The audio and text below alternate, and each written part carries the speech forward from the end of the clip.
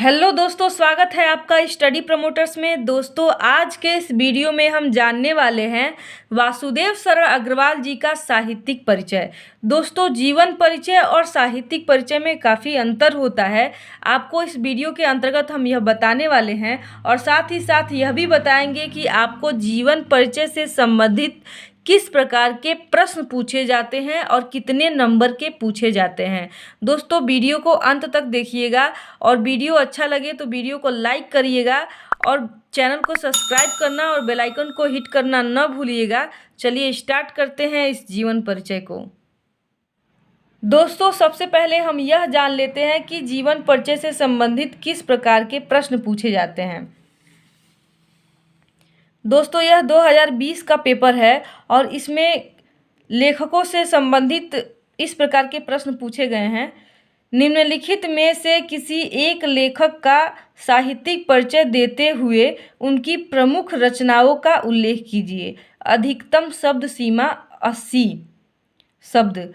और देखिए, यह 5 नंबर का प्रश्न पूछा गया है। दोस्तों, ये तो रहा 2020 का और यह 5 नंबर का प्रश्न पूछा गया है। ठीक, अब देखिए, यह 2019 का पेपर है और इसमें दिया है कि निम्नलिखित में से किसी एक लेखक का साहित्यिक परिचय देते हुए उनकी प्रमुख रचनाओं का उल्लेख कीजिए और यह 4 नंबर का है।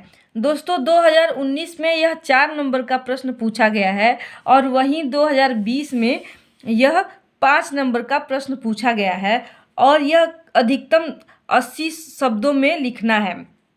ठीक, तो सबसे पहले हम यह जान लेते हैं कि साहित्यिक परिचय और जीवन परिचय में क्या अंतर होता है। दोस्तों, साहित्यिक परिचय और जीवन परिचय में यही अंतर होता है।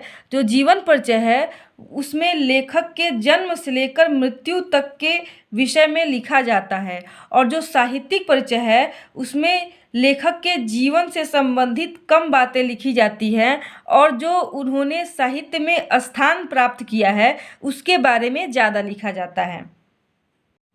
अब आइए हम यह देख लेते हैं कि इस प्रश्न को हम कैसे हल करेंगे।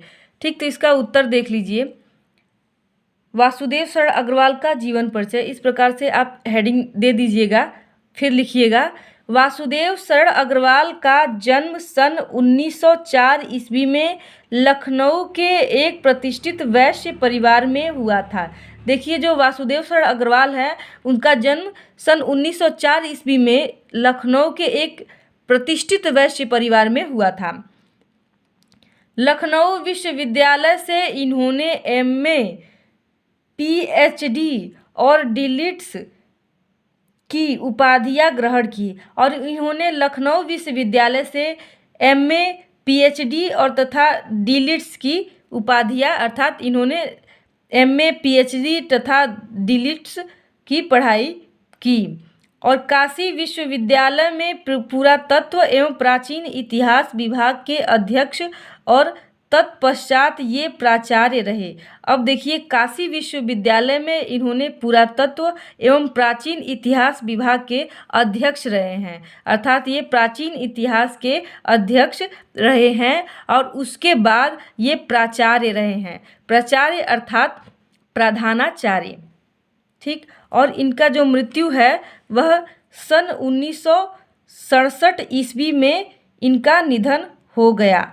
ठीक, 1967 ईस्वी में। दोस्तों, कई बुकों में दिया है कि 1966 ईस्वी इनका जो जन्म है, मृत्यु है, वह 1966 ईस्वी में हो गया, किंतु हमने यहाँ पर यही लिखा है कि 1967 ईस्वी। आप चाहे तो 1966 ईस्वी भी लिख सकते हैं।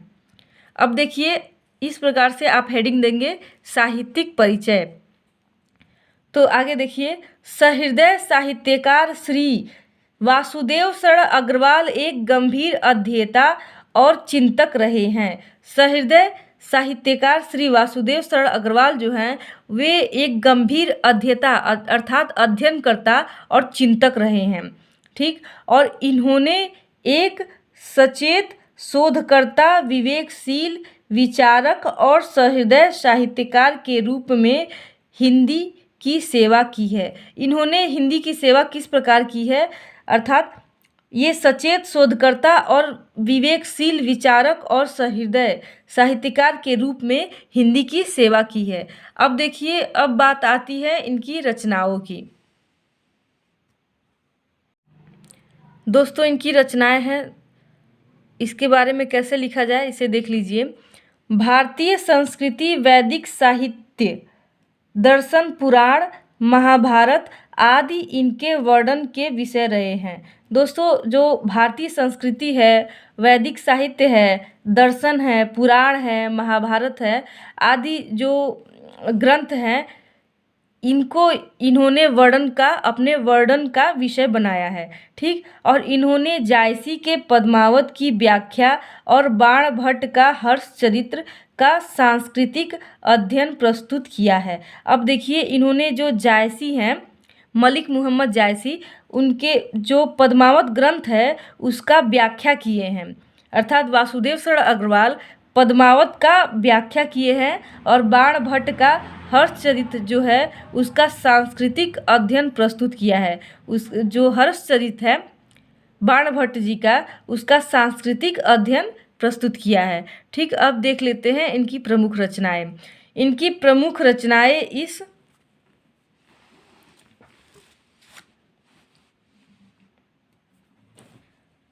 प्रकार हैं। देखिए, इनकी प्रमुख रचनाएं कुछ इस प्रकार हैं। वैसे तो इनकी बहुत सारी प्रमुख रचनाएं हैं, किंतु जो महत्वपूर्ण रचनाएं हैं उन्हीं का बस हम यहाँ पर उल्लेख किए हैं। तो देख लीजिए, कल्प वृक्ष, पृथ्वी पुत्र, भारत की मौलिक एकता, वाग्धारा, पाणिनि कालीन भारत। दोस्तों, इनकी इतनी रचनाएं जो हैं वह महत्वपूर्ण हैं, आप इन्हें याद कर लीजिएगा।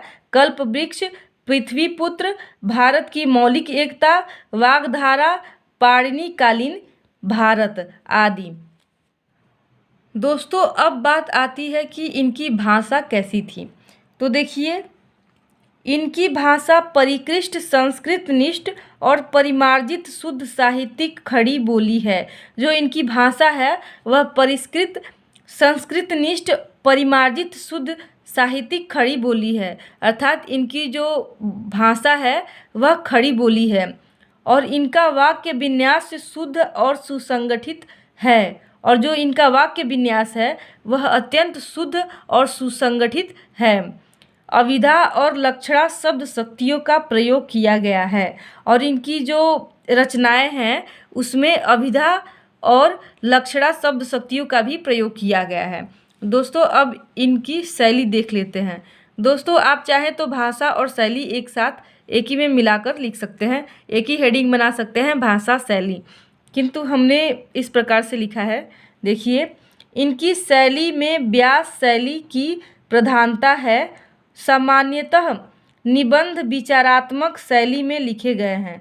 देखिए, इनकी जो शैली है उसमें व्यास शैली की प्रधानता है और जो इनके निबंध लिखे गए हैं उसमें सामान्यतः विचारात्मक शैली का प्रयोग किया गया है। ठीक, और इसके अतिरिक्त विवेचनात्मक, गवेषणात्मक, समास और उद्धरण शैलियों का भी प्रयोग किया गया है। और इनके जो निबंध है जिसमें विचारात्मक शैली का प्रयोग किया गया है, इसके अतिरिक्त भी विवेचनात्मक, गवेषणात्मक, समास और उद्धरण शैलियों का भी प्रयोग किया गया है। दोस्तों, अब जान लेते हैं कि इन्होंने साहित्य में क्या योगदान दिया है, अर्थात इनका साहित्य में क्या स्थान था। देखिए, डॉक्टर वासुदेव शरण अग्रवाल अपनी मौलिक रचनाओं के लिए साहित्य में प्रसिद्ध हैं। जो वासुदेव शरण अग्रवाल हैं ये अपनी मौलिक रचनाओं के लिए ही साहित्य में प्रसिद्ध हैं और भारतीय संस्कृति और साहित्य सदैव इनका ऋणी रहेगा। और इस कारण से भारतीय संस्कृति और जो साहित्य है वह सदैव वासुदेव शरण अग्रवाल जी का ऋणी रहेगा।